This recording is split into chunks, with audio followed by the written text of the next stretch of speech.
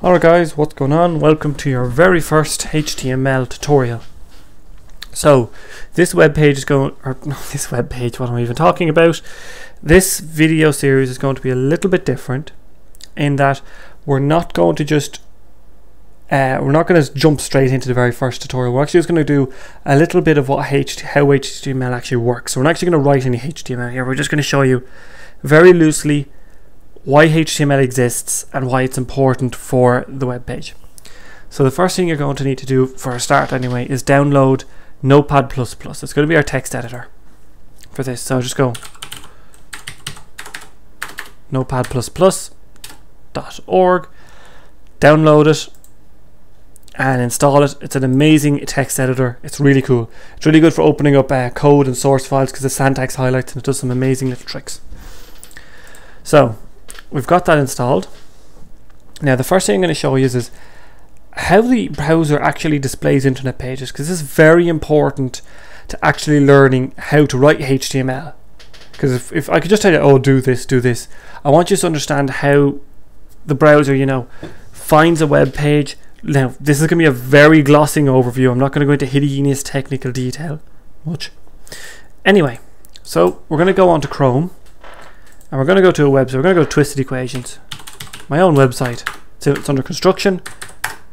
Go to twistedequations.com. This is what it looks like. It's constantly shifting and changing anyway. This is what it looks like so far.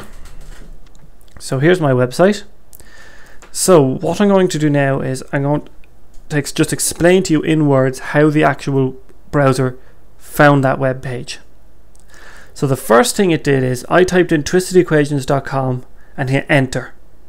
That told the browser, go to this website.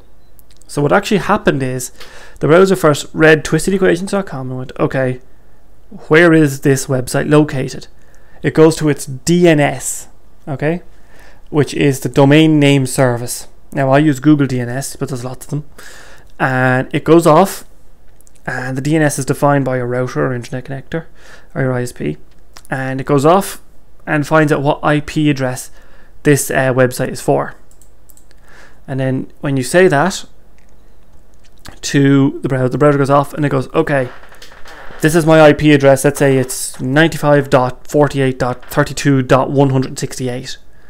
That's a very usual IP address for random websites, an IPv4 address.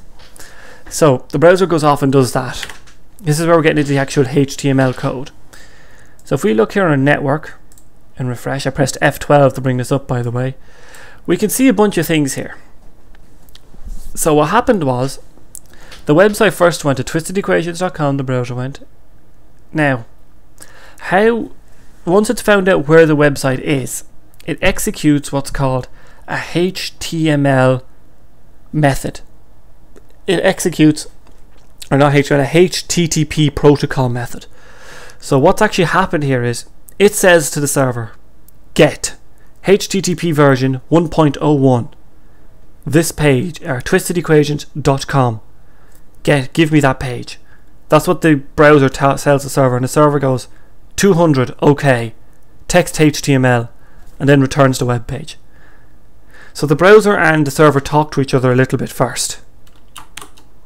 Okay, sorry, I had to go away there for a second, even though it was no time to you. So essentially what happens when you type in a web address is the browser goes off and finds where the server is in the world through the IP, the TCP system. It then executes a HTTP request. Now the request goes, I've said this in the form of, it goes get. So it tells the server, get this page, twistedequations.com, and that, okay? So that's the method. The server then responds with 200 OK, which tells the browser that, yep, you found that's a correct resource that exists, firing it back to you. It's of type text HTML, and that's it. And it probably tells it the size as well. Over here we just have a timeline of how fast it took to download the page and do different DOM events and stuff like that, which is nice. Like see here, look, DNS lookup 0 because that was cached. And then you have connecting, seeding, waiting, receiving. But that's essentially what happens here. Now these are other resources. We'll get into what these are. Images. These are just images. In fact, this web page is 2 images. That's one and that's the other. So 2 images on that whole page. All the rest is done through CSS. But so that's how a browser executes a request. So then the browser gets the HTML code, and then it processes that, breaks it down, and renders and uses it to render the web page. Now, HTML is not a programming language. HTML is what's called a markup language. What a markup language means is that it defines the structure of the web page, not the actual. It's not like a set of instructions, really. It's not like a program which tells, you know, a computer what to do when. This is more like it defines how the web page is laid out, how the structure of the web page is laid out. So let's create our first HTML page very quickly. So I've already loaded it here, but you just normally open a page. That's in my capture folder. So if we go to tutorial HTML, so you can save this anywhere, computer, and open it. And as you can see, it opens up the file on the disk straight off. So let's type something in.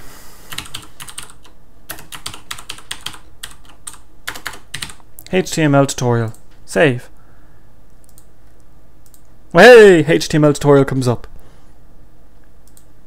Right, let's put a gap in, and we'll say, you know,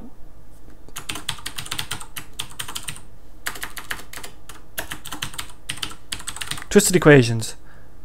Save. That's really weird, isn't it? I told it. I put 2 spaces in. But where's the line break? That's the first thing, very important HTML thing. All white space is just a space, according to the browser. There's no breaks, return lines, tabs, anything else like that. There is none of those. Putting multiple spaces in, for example, if we do this, has no effect on how the browser renders the web page. So we actually have to distinctly tell the browser how to render this web page. So we have to add extra code to the HTML of the web page to do it. Now, as it so happens, because we haven't actually defined anything to do with our page at all, we've only just put random text in, the browser will actually, if you press F12, if we look at elements, put some code in for us. It'll fill in the blanks and tell us, so the browser can actually, so the parser can actually render this web page. So the browser goes, okay, this person hasn't done anything, let's just put in some code. So the first thing we need to do to build our web page is we have to tell the browser what HTML format we're going to use. Now we'll get into the differences in the formats later on, but the format we're using is HTML5. Now, what is HTML5? I'll get into that in another video, probably the next one. I'll define what HTML5 is and isn't, and what coding standard we're going to use. But for reference, we're using the HTML5 standard. However, we're going to abide by this XHTML rules. Now what this means is, I'll get these into the next video, but the rules are simple. All tags must have a closing tag. All tags must be properly nested. All tags must be in small lowercase. There's a couple of other rules of XHTML that we're going to write. It's essentially writing proper HTML, because with normal HTML or HTML5 you can get away with missing a tag or something. It'll render correctly, but it might not. But the problem with doing that is Chrome might render correctly, but Firefox might handle that missing tag differently and do something odd. Internet Explorer would probably just shit its pants, because Internet Explorer is just weird. So first of all, we have to tell it what type of HTML we're using. So this is our doc type. It's called a doc type. Doc type HTML. Done. That's all you have to write for to tell the website that we're using HTML. Now there's a couple of other doc types. For example, if I just Google for one here, HTML4. Never, actually, here's a quick tip: never use W3 schools. They're not associated with the W3. Don't even touch them. So as you can see here, this is the original doc type for HTML4, and it's a big ugly heinous of a thing. Doc type HTML public blah blah blah. This actually just tells the browser what doc type it is and gives us the information on it. If we click that, this defines a lot of the elements of the web page and stuff like that. It's a load of gibberish. You don't need that anymore. We can just use the newer, more standard HTML doc type.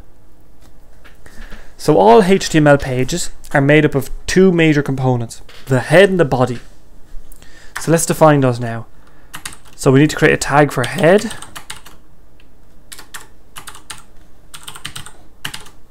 and body. Actually, just as a little bit of a thing, some places on the internet, you may have seen people type things like this. Thread. That would you might see that on forums, internet boards, that kind of thing. People might type this after someone puts a good response in. What this actually means is, you know, end of thread, because this defines start of head, start of body, end of body, and that means end of thread. Essentially, the end of that thread. Conversation over. You've won. You see it a lot on Reddit and 4chan. So, what does actually the head and the body define? Well, we'll just put this in the body, okay? Because that's where it's supposed to go. We'll explain this to you now. So we save that and we reload our page. And if we look here, look, the head, the body, if we look, defines the entire body of the web page. All the content that's shown on screen in the web page goes in the body. The head, on the other hand, so the great thing about Chrome is if you hover over this, it'll highlight on screen what space is taking up. The actual head itself doesn't define anything to do with what's on screen. It gives metadata about the web page, and what metadata means is it gives extra information, things like telling what title to put on the page. In other words, what goes up here is actually in the head. What extra files are needed to make this web page render on the server, things like that. We'll get into that more in detail. But the first thing we're just going to do is we're going to put a title on our web page. And we're just going to say HTML tutorial.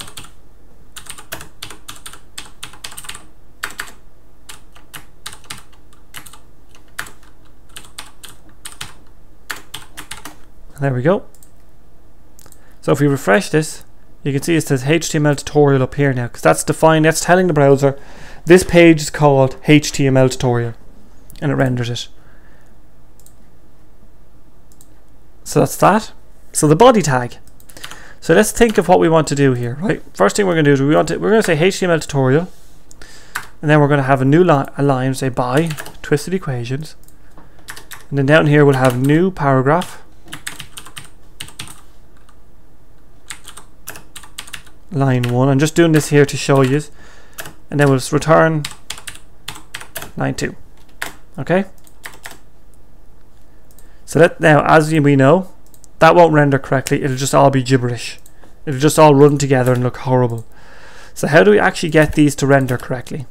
Well, in order to define how the browser will render this, we need to put in more we'll put in more tags which will tell the browser how to render these items. So the HTML tutorial, we want this to be a header. So a HTML header tag we can use is h1. Close our tag off, and we'll move our text inside the tags. So what this does is everything in these tags is defined, or the text in this tag is defined by the h1 tag. So the rules of the h1 tag are being applied to this text. Now those rules are called styling rules. We'll get into CSS in a few tutorials once we've gone through the majority of HTML. So let's create our paragraph. So the paragraph tag is just p, like that, and then we'll close off our tag. So we'll put these in a new paragraph. Now do you think that should render correctly? They're in a paragraph. Surely the browser will go, that's a paragraph, let's render that properly. So our header has defined. So if we look at our body now in our source code browser, and by the way, you can use this source code browser on any web page. It's great if you want to figure out how something cool was done. Now if it involves animation and like that, it'll be mostly done with JavaScript, which we're not going to do. But as you can see, look, the HTML header. So as you can see, when I hover over H1, it's highlighting the header, and now it's highlighting the paragraph. but it's still not rendering this, breaking this line. Well, let's put this on a separate paragraph. Okay, so line 1, and we'll make this into a separate paragraph. So we'll say /p.